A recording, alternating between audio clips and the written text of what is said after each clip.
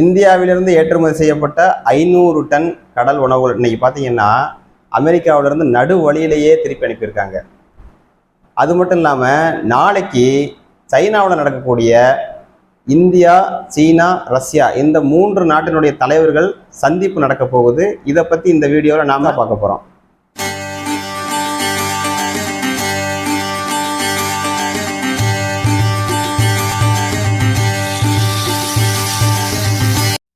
நிழல் வியூவர்ஸ் அனைவருக்கும் வணக்கம். இன்னைக்கு ஃப்ளாஷ் நியூஸ் என்ன அப்படின்னு பார்த்தீங்கன்னா, இந்தியாவிலிருந்து அமெரிக்காவுக்கு, தூத்துக்குடியிலேருந்து அமெரிக்காவுக்கு போன 500 டன் கடல் உணவுகளை பார்த்தீங்கன்னா அமெரிக்காவில் உள்ள வியாபாரிகள் எல்லாமே நடுவழியிலே திருப்பி அனுப்பியிருக்காங்க. என்ன காரணம் அப்படின்னா, அந்த அமெரிக்கா இந்தியா மேலே விதிச்ச அந்த 50% வரியை நாங்கள் கட்ட முடியாது, நீங்களே கட்டணும் அப்படின்னு சொல்லி திருப்பி அனுப்பிச்சிருக்காங்க. இது மட்டும் இல்லாமல் நம்ம நாளைக்கு நடக்கக்கூடிய சாங்காய், இந்த சீனாவுடைய சாங்காய் நகர் நடக்கக்கூடிய அந்த ஒரு மாநாட்டுக்கு இந்தியா, சீனா, ரஷ்யா இந்த 3 நாட்டினுடைய முக்கியமான தலைவர்கள் நாளை சந்திக்க போகிறாங்க. அமெரிக்காவினுடைய அதிபராக டொனால்டு ட்ரம்ப் 2வது முறையாக கடந்த 2025 ஜனவரி மாதம் பதவி ஏற்றதுக்கு அப்புறம் பார்த்தீங்கன்னா நிறைய அதிரடியான முடிவுகள் எடுத்துக்கிட்டு வர்றாரு. அவர் என்ன பண்ணுறாரு பார்த்தீங்கன்னா, பல நாடுகள் நடுவில் போய் பஞ்சாயத்து பண்ணுறது. நீங்கள் பார்த்தீங்கன்னா இன்னைக்கு ஒரு 4 மாதத்துக்கு முன்னாடி பாகிஸ்தானுக்கும் இந்தியாவுக்கும் நடுவில் அந்த நடக்கக்கூடிய பிரச்சனையை நான் தான் போய் பேசி அந்த 2 நாட்டுடைய பிரச்சனையை சரி பண்ணேன், நான் பேசுனதுனால தான் அந்த போர் நிறுத்தினாங்க, இல்லைன்னா நிறுத்தியிருக்க மாட்டாங்க அப்படிங்கிற மாதிரிலாம் அவர் சொல்லியிருந்தார். ஆனால் அதுக்கு பார்த்தீங்கன்னா இந்தியாவுடைய தரப்புல இருந்து அந்த மாதிரி எதுவுமே கிடையாது, நாங்களாக தான் நிறுத்தணும் அப்படிங்கிற மாதிரி இந்தியாவுடைய தரப்புல சொல்லியிருக்காங்க. இது ஒரு பக்கம் ட்ரம்ப்புக்கு கோபத்தை ஏற்படுத்தியிருக்கு.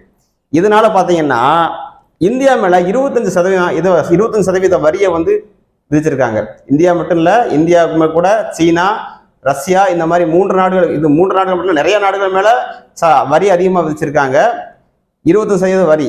இது போக ரஷ்யா கிட்ட இருந்து நம்ம இந்தியா எரிபொருள் வாங்குறாங்க அப்படிங்கிறதுக்காக கூடுதலாக ஒரு 25% வரி விதிச்சிருக்காங்க.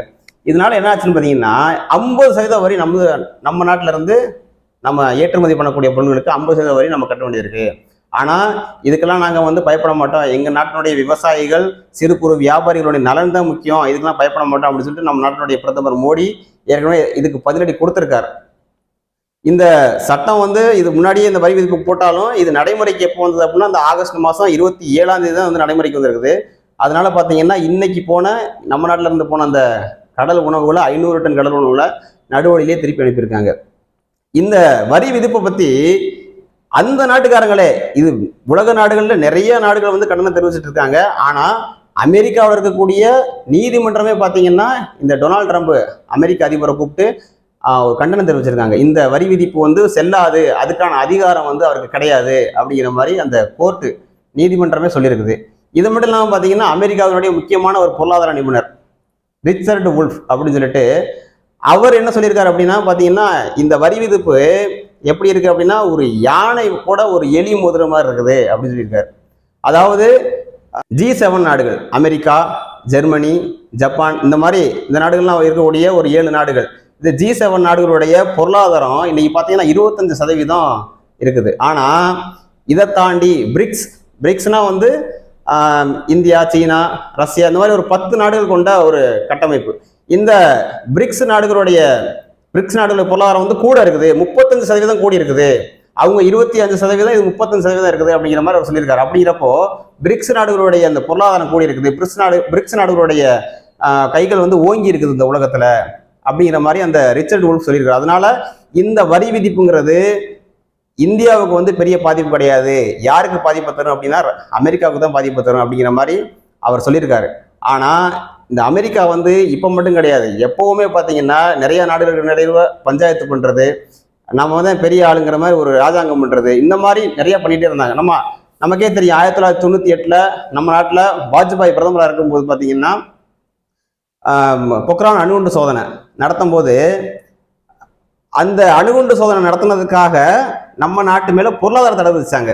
ஆனால் அந்த பொருளாதார தடையெல்லாம் எதை பற்றியும் கவலைப்படாமல் நாம் அந்த தடையெல்லாம் சந்தித்து அதை தாண்டி வந்திருக்கோம். ஆனால் இப்போ இந்த காலகட்டத்தில் இருக்கக்கூடிய இந்த பிரச்சனையை நம்மளுடைய அரசாங்கம் எதிர்கொள்ளும் அப்படின்னு நம்ம எல்லாம் நம்புகிறோம். நாளைக்கு நடக்கக்கூடிய அந்த சீனாவில் சாங்காய் நகரில் நடக்கக்கூடிய அந்த மாநாட்டில் நம்ம இந்தியா, சீனா, ரஷ்யா இந்த 3 நாட்டினுடைய முக்கியமான தலைவர்கள் வந்து சந்திக்கிறாங்க அப்படிங்கிற மாதிரியான ஒரு செய்தி இன்னைக்கு வந்திருக்குது. அந்த செய்தியில இந்த 3 நாடும் சேர்ந்து நல்ல முடிவுகள் எடுப்பாங்க. அமெரிக்காவுக்கு எதிராக இந்த 3 நாடுகள் சேர்ந்துச்சுன்னா, இந்த 3 நாடுகள் இப்போதைக்கு வந்து பொருளாதாரத்துல மிக பெரிய அளவில் போயிட்டு இருக்கக்கூடிய நாடுகள். இந்த 3 நாடுகள் சேர்ந்து அமெரிக்காவுக்கு எதிராக கிட்டத்தட்ட இந்த மாநாட்டில் பார்த்தீங்கன்னா ஒரு 27 நாடுகள் வந்து கலந்துக்கிறாங்க. 27 நாட்டினுடைய தலைவர்கள் கலந்துக்கிறாங்க. அப்போ இந்த 3 நாட்டினுடைய தலைவர்களுடைய பேச்சுவார்த்தை மிக முக்கியமா வந்து இன்னைக்கு பார்க்கப்படுது. இன்னும் வருங்காலத்தில் வந்து அமெரிக்காவினுடைய பொருளாதாரம் கிடையாது, அமெரிக்காவுடைய வீழ்ச்சிக்கு காரணம் வந்து ட்ரம்ப்பா இருக்க போறாரு அப்படிங்கிற மாதிரி அமெரிக்காவுடைய நாளிதழ்களே வந்து சொல்றாங்க. அங்கே உள்ள மீடியாக்களே சொல்லிக்கிட்டு இருக்காங்க. அதனால நாம நாளைக்கு என்ன நடக்குதுங்கிறத பொறுத்திருந்து பார்ப்போம். நன்றி.